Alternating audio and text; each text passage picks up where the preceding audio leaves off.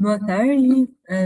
Gostaria também de agradecer aos membros da banca, né, Renato e o professor Marlon, por aceitarem fazer o convite, né, e fazer a avaliação da minha defesa de mestrado. Hoje eu vou apresentar o meu trabalho, que tem o título Automatic Identification of Bias in Large Language Models.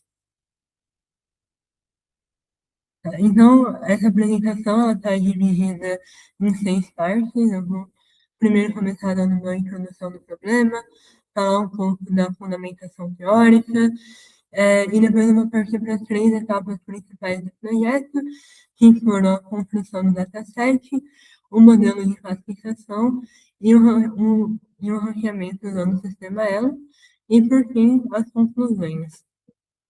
Então, antes, né, de começar com o trabalho propriamente dito, eu acho importante dar um contexto, né? Então, desde 2017, o surgimento dos Transformers, e principalmente com a comercialização do GPT em 2022, a modelos de larga escala, né, as chamadas LLMs, elas têm tido um avanço muito grande. Em muitos casos, né, em aplicações de língua, elas já estão tendo performance comparadas aos seres humanos. E aí, com isso, muitas pessoas acabam utilizando esses modelos do dia a dia, de forma consciente ou não, em modelos de atendimento ao cliente, saúde mental, e-commerce, entre outros. E aí, com esse uso, vem o questionamento sobre a ética desses modelos, né, sobre os vieses que eles carregam, porque em muitos estudos anteriores já foi comprovado que esses modelos eles carregam um viés intrínseco, e aí com esse uso no dia a dia tem esses questionamentos. Então, o meu trabalho ele vem com o objetivo de atacar esse problema, com o objetivo principal é o desenvolvimento de um framework sistemático e escalável para ranquear LLMs com base em diferentes tipos de viés sociais.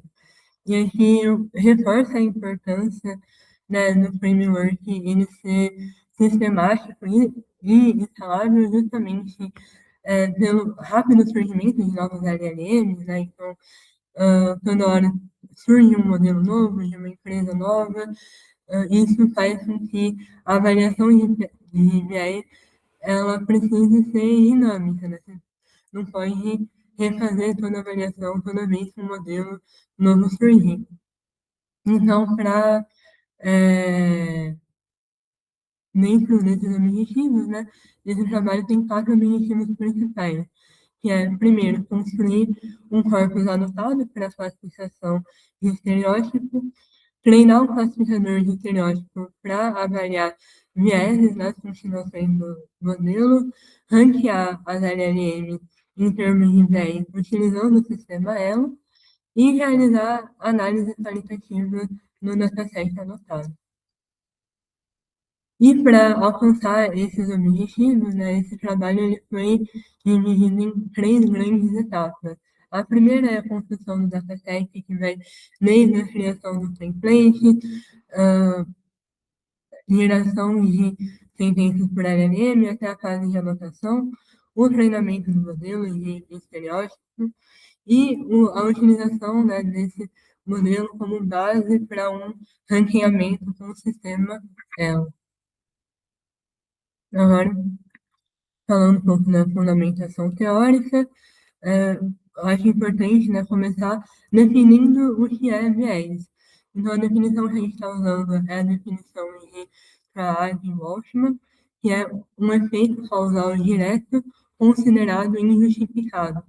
Então, o que isso significa? É quando existe uma relação entre múltiplas variáveis, né, entre entidades, e quando essa relação ela é considerada inapropriada ou injustificada, a gente considera isso como um viés. Então, por exemplo, se eu tenho uma sentença, a pessoa trabalha no hospital, ela é, e o modelo ele completa com enfermeira para quando é mulher, médico quando é homem, e até mesmo faxineiro quando é homem negro.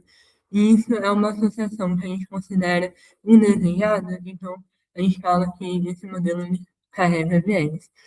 E aí, quais que são as origens do viés? Existem duas principais, as relacionadas aos dados, então, distribuição desbalanceada, a época de criação, pessoas, né, que criaram e treinaram o modelo, e língua e cultura, dependendo da região onde esse modelo foi treinado. É, outra origem é relacionada ao próprio algoritmo, não, dependendo da técnica de regularização que for utilizada, se isso foi feito de maneira incorreta, isso pode amplificar vieses existentes ou até mesmo criar novos vieses. E aqui, a literatura, ela já traz diferentes tipos de vieses, né, como o viés linguístico, temporal e o implícito, mas nesse trabalho a gente vai focar no viés social, que são preconceitos, estereótipos ou atitudes discriminatórias contra diferentes grupos sociais. E aí, para detectar o viés, existem quatro metodologias principais. A de pergunta e resposta é quando o modelo ele recebe diferentes perguntas, geralmente essa pergunta ela vem associada a um marcador social, e aí é visto se o modelo ele tem respostas diferentes dependendo do tipo de marcador que está sendo analisado.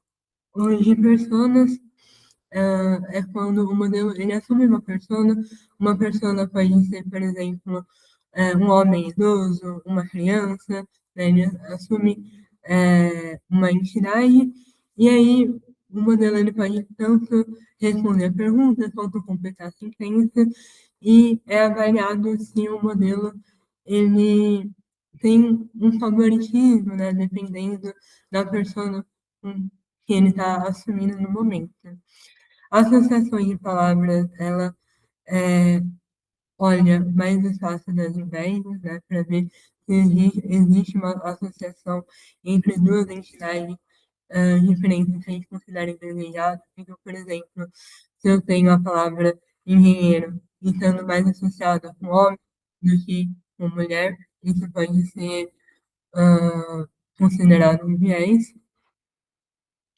E o a metodologia de completar sentenças, que é a metodologia que a gente utilizou nesse trabalho, que é quando o modelo ele recebe sentenças incompletas, geralmente com diferentes marcadores sociais, e a gente analisa se o modelo ele sistematicamente completa essas sentenças de maneira diferente, dependendo do grupo social analisado, né? Um dos motivos da gente escolher essa abordagem é que ela é fácil de ser instalada, então você pode adicionar novos grupos sociais, novas sentenças, para fazer a avaliação dos viés. Bom, escolhendo uma metodologia para detectar o viés, um outro passo importante é escolher as métricas de avaliação do viés. Ah, e as métricas, elas olham, né, para o viés por um ângulo diferente. Então, elas não são um a um. Um modelo que ele tem alta toxicidade, ele às vezes pode ter um baixo estereótipo, ou vice-versa. Então, a escolha das métricas pode, né, acabar influenciando ali o tipo de viés que você está analisando. E nas principais que existem é o regard, né, que mede ali o nível de estima, o nível de respeito em relação ao grupo social, a toxicidade, que mede esse modelo, ele gera ou amplifica conteúdos tóxicos, né? Os testes de associação, que são muito utilizados na metodologia de associação de palavras, né, para ver ali a proximidade entre duas entidades, e o estereótipo, que é a métrica que a gente está usando nesse trabalho que vai medir ali a tendência do modelo e reforçar estereótipos sociais. Bom, como eu comentei anteriormente, né, nesse trabalho para ranquear as LLMs, a gente está utilizando o sistema ELO. Então, o que é o sistema ELO? Ele é um sistema que ele foi criado lá na década de 70, ah, com o objetivo principal de ser utilizado no xadrez competitivo, mas ele é altamente adaptável, né, para diversas outras abordagens. Então, ele é um sistema de ranqueamento que ele é utilizado para comparar diferentes entidades. Aqui, né, nesse trabalho, a gente está utilizando ele para comparar diferentes LLMs e diferentes grupos sociais. Então, como que ele funciona? Todas as entidades recebem um score elo inicial, é feita a comparação par a par, ah, e aí, com base nessas comparações, é definido o ganhador, e as pontuações elas são dadas de forma dinâmica, e aí com isso a gente consegue ter um ranking final. Sim. E por que esse sistema foi escolhido para o trabalho? Primeiro, porque ele permite comparar os modelos de forma numa escala que é comum e interpretável. Segundo, porque as diferenças elas têm um significado probabilístico. Então, eu sei que se o modelo ele é 200 pontos abaixo de outro modelo, isso significa que ele tem aproximadamente 76% de chance de gerar saídas mais estereotipadas. Então, ele é uma forma de você ter uma comparação relativa entre os modelos. E ele é escalável, então é muito fácil de você ir adicionando novos modelos e atualizando esse ranqueamento. Bom, agora partindo, né, para a primeira grande etapa desse projeto, que foi a construção do dataset. Essa etapa foi dividida em três fases principais, que é a fase de design, a fase de geração e a fase de anotação do dataset, que eu vou entrar em detalhes nos próximos slides. Então, aqui o objetivo, né, nessa etapa é adaptação de templates, criação e adaptação de templates controlados, né, para análise de viés em LLM, e a construção de um corpus anotado, né, das continuações. Para construir os templates, a gente utilizou como base trabalhos anteriores, e aí a gente expandiu os templates, fez a padronização desses templates, além de criar versões afirmativas e negativas, né, quando aplicável. Então, no total, foram criados 164 templates, sendo 86 de afirmação e 78 de negação, né? Então, como exemplo, né, de um template afirmativo, que responder acha fácil trabalhar com, né? E os marcadores sociais que a gente utilizou foram em quatro categorias, né? Então, o neutro, a pessoa, o gênero, o homem e a mulher, raça, a pessoa negra, a pessoa branca, e o interseccional, que é a combinação entre o gênero e raça. Por exemplo, a mulher negra, o homem branco. E aí, esse placeholder, né, que vocês vão ver, ele foi substituído por esses marcadores sociais. Então, né, como exemplo ali, a mulher negra acha fácil trabalhar com. Para a geração de sentenças, ah, cada combinação de template e marcador social, ele foi completado 5 vezes por cada modelo. No total, foram avaliados 37 modelos e a temperatura e o valor top pay que a gente utilizou foram valores altos, né? Porque como cada, né, para o mesmo input, o modelo ele pode gerar saídas diferentes, a gente quis ter uma cobertura maior de possibilidades nas gerações. Né? Então, o prompt, ele basicamente pedia para o modelo gerar a continuação da sentença, e aqui eu trouxe o exemplo, né? Então, o homem não ajuda em casa um dos modelos completou com as tarefas domésticas, o que acaba gerando desentendimento no sistema. Então, como resultado, a gente teve um conjunto de 37 modelos, cada um gerou 5 continuações, então cada modelo teve 1.380 continuações, que nada mais é do que a multiplicação, né, de 164 templates, com 9 marcadores sociais e, é, e 5 continuações. E aí a próxima fase foi a fase de anotação. Essa fase ela foi aprovada pelo Comitê de Ética e Pesquisa. Então a anotação ela foi feita em dois escopos principais, né, de estereótipo e de dano potencial. Então a anotação de estereótipo, ela tinha como objetivo avaliar se a sentença ela reforça, contradiz ou não se relaciona a estereótipos sociais, e aí era possível selecionar 3 escalas, né, estereótipo oposto, neutro ou alinhado, e o dano potencial é para ver o impacto é, negativo potencial da sentença. E aí existia 4 opções possíveis, né, desde não a dano até muito dano. Agora falando, né, na análise do dataset anotado, no total foram anotadas 648 sentenças únicas, foram 2.157 anotações, 26 anotadores, e a grande maioria das sentenças, né, 86%, foi anotada pelos 3 anotadores. Quando a gente olha para a concordância dos anotadores para estereótipo, 54,8% teve a maioria da concordância, 30,9% teve unânime e discordância total foi 14,3%. Para o dano, né, esses valores foram um pouco mais baixos do que é compreensível, dado que a escala das opções, a escala era mais granular, então a maioria foi 47,3%, unânime 23,7% e discordância total 29%.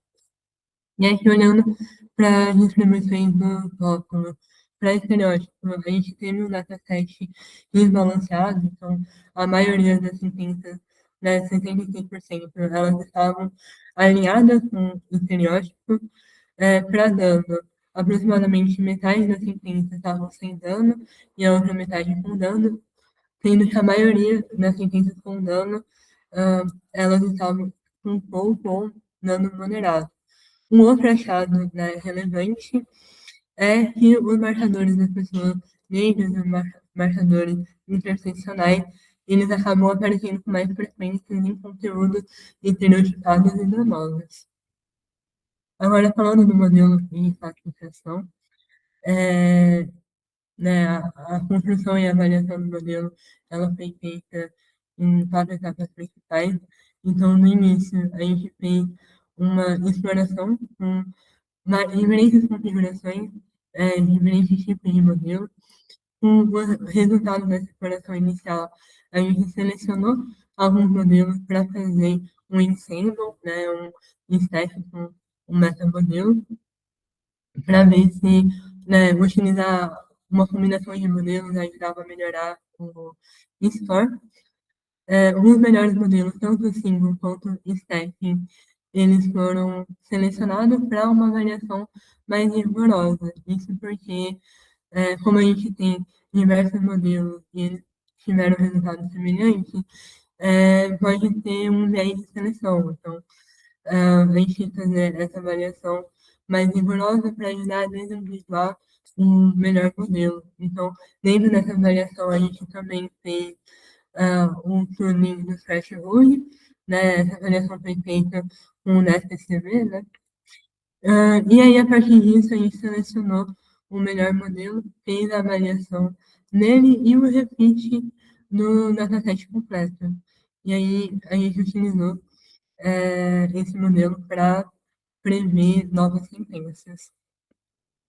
Então, falando das configurações dos modelos testados, os modelos avaliados foi tanto transformers quanto modelos tradicionais de machine learning, então o BERT-MAL é um BERT treinado especificamente para o português, o BERT multilingüe e o Roberta. A gente também utilizou o TEP e DEP para redução linguística. Para representação de rótulo, a gente utilizou o hard label, né, que é o rótulo majoritário, o soft label, que é a distribuição das anotações, né, então tem ali uma probabilidade que leva em consideração a granularidade das anotações, e para tratar o desbalanceamento dos dados, a gente tentou três abordagens, né? Não tratar o desbalanceamento, o class weights e o oversampling. Então, a gente fez as combinações dessas abordagens. A métrica utilizada para comparação foi a F1 macro, né, já que o dataset ele estava desglossado, essa métrica, ela dá pesos iguais, tanto para a classe positiva quanto para a classe negativa. E aí, no total, foram 48 configurações de modelos analisados. E aí, passando por todo o processo, né, que eu expliquei, o melhor modelo selecionado foi o Vertical Base, treinado por soft label e sem balanceamento, né? E aí, olhando assim para os desempenhos dele, ele teve um desempenho melhor na fase alinhada, o que era esperado, né, dado o balanceamento. Ele teve ali a F1 macro de 0,65, alinhado 0,77 e não alinhado de 0,53. E agora falando sobre, né, o ranqueamento do Elo, a gente tem um processo que é, primeiro, utilizar a base já com as inferências, né, as predições dos estereótipos, fazer os matches, então, a gente utilizou tanto match para modelo quanto para marcador social. Então, a gente fazia as comparações, definia um ganhador, e aí era atualizado, resultando em dois rankings principais, né? O ranking de modelo e o ranking de marcadores sociais. E aí, né, para definir um ganhador, ganha um modelo menos estereotipado, né? É empate quando os dois modelos eles têm o mesmo nível de estereótipo, sendo os dois estereotipados ou os dois não estereotipados, e perde o modelo mais estereotipado. Então, para o ranqueamento de modelos, né, o objetivo ele era comparar o nível de estereótipo entre as LLMs. Então, o, o template e o marcador social eles foram mantidos fixos e os modelos eles foram variando. E, né, similarmente, para o ranqueamento de marcadores sociais, o objetivo era comparar diferentes grupos sociais, e a gente manteve o template e o modelo fixo e variou os marcadores sociais. Então, foi realizada 1.000 execuções, isso para diminuir, né, o viés da ordem de seleção. O rate inicial foi de 1.500 e o valor K foi de 32. Aqui mostrando, né, os resultados do modelo, só lembrando que as pontuações mais altas indicam menor tendência a gerar conteúdo estereotipado. O primeiro achado é o que o tamanho não é determinante. Então, muitas vezes, modelos menores se saíam melhor, né, em termos de viés do que os modelos maiores. Outro achado importante foi que os modelos na Marita Reais, que é, são modelos que, teoricamente, né, deveria ter uma vantagem linguística, já que esses são modelos que foram treinados para o português, e os modelos da OpenAI, que são modelos amplamente utilizados, né, eles tiveram um desempenho bem baixo, né? A maioria desses modelos ficaram ranqueados na segunda parte da tabela. Aqui, falando dos resultados para os marcadores sociais, a gente teve que no topo da tabela tem o marcador neutro, né, que é esperado, o homem e a mulher, que são marcadores aí genéricos, e na parte de baixo da tabela a gente tem todos os marcadores interseccionais, né, em especial os dois últimos sendo a mulher negra e o homem negro. Então, esses achados, eles reforçam algo que já tinha sido visto na literatura, né, que muitas vezes a gente só consegue é, identificar o viés quando a gente faz a combinação de dois tipos de grupos sociais diferentes, né? Você combinar dois grupos que eles são marginalizados, muitas vezes isso acaba amplificando a probabilidade de geração de conteúdos estereotipados. Para consolidar o trabalho, né, foi realizado uma interface interativa, então como o objetivo, né, era tornar essa avaliação escalável e reprodutível, a gente fez essa interface com esse objetivo em mente. Então, é possível rodar um pipeline completo, né, desde das gerações das continuações do template, a inferência de estereótipo, a atualização do sistema do ranqueamento elo.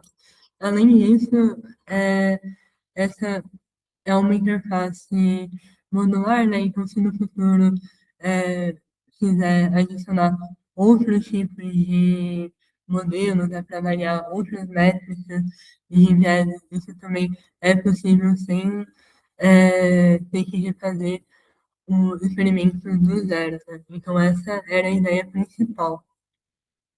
E agora, partindo para conclusões, ah, a gente teve cinco contribuições principais, né? A primeira é o conjunto de templates para avaliação de viés em português, um dataset anotado para avaliação de estereótipos também em português, um modelo de classificação de estereótipos para português, todo o framework de avaliação de viés baseado na interface ELA, no sistema ELA, e a interface de avaliação interativa. E todos os códigos eles estão disponíveis no GitHub do projeto. E aí, como limitações, né, acho que existem três limitações principais.